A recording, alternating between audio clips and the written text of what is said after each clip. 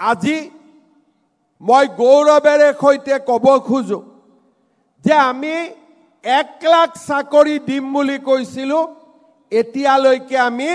1,35,000 ল'ৰা ছোৱালীক আমি চাকৰি দিলো আৰু আজি এই 5,000 চাকৰি যোগ হৈ যোৱাৰ লগে লগে চাকৰি 1,40,000 পাৰ হ'বগৈ আৰু অহা 2 দিনত মামাই নতুন এডভাৰটাইজ দিব গতিকে আমি দৌৰা কাম চলাই থাকিব লাগে অহা আজি গল কালি গল পৰহি দিনাখন আমি আকৌ 5,000 পোষ্টৰ আমি এডভাৰটাইজ মুকলি কৰি দিম তাৰ মানে অসমত নিযুক্তি চলিয়ে থাকিব আজি আমি পালো ঘৰত গৈয়ে ভাইটিক কম যে আজিৰ পৰা তই দৌৰিব আৰম্ভ কৰ কাৰণ এডভাৰটাইজ আৰম্ভ হৈ গলেই আমাৰ বন্ধুসকলক কম যিসকলে নোপোৱা বুলি দুখ কৰি আছে যে তহঁতি চিন্তা কৰিব নালাগে আকৌ পোষ্ট ওলালে আকৌ চেষ্টা কৰিব লাগে আৰু অহাবাৰ ইলেকশ্যনৰ পিছতো 1 লাখ গৈ 2 লাখ পাই যাবগৈ আৰু কিমান আগুৱাই যাবতো চিন্তাই নাই আমাৰ সুবিধা ওলাইয়ে থাকিব আৰু তাৰ কাৰণে আমি সকলোৱে পৰিশ্ৰম কৰি থাকিব লাগিব আৰু সকলোৱে নিজৰ দায়িত্ব সুন্দৰভাৱে পালন কৰি থাকিব লাগিব আজি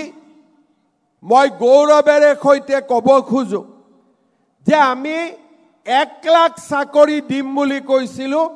এতিয়ালৈকে আমি 1,35,000 ল'ৰা ছোৱালীক আমি চাকৰি দিলো আৰু আজি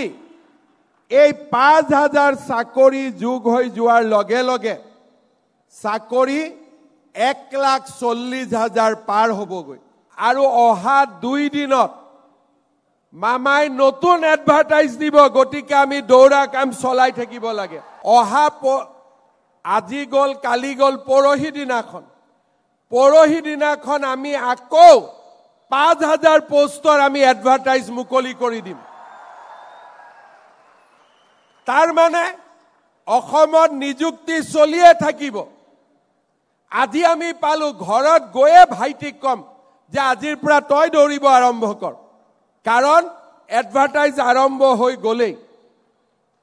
আমাৰ বন্ধুসকলক কম যিসকলে নোপোৱা বুলি দুখ কৰি আছে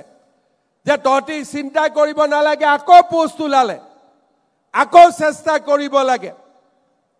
আৰু অহাবাৰ ইলেকশ্যনৰ পিছতো 1 লাখ গৈ 2 লাখ পাই যাবগৈ আৰু কিমান আগুৱাই যাবতো চিন্তাই নাই আমাৰ সুবিধা ওলাইয়ে থাকিব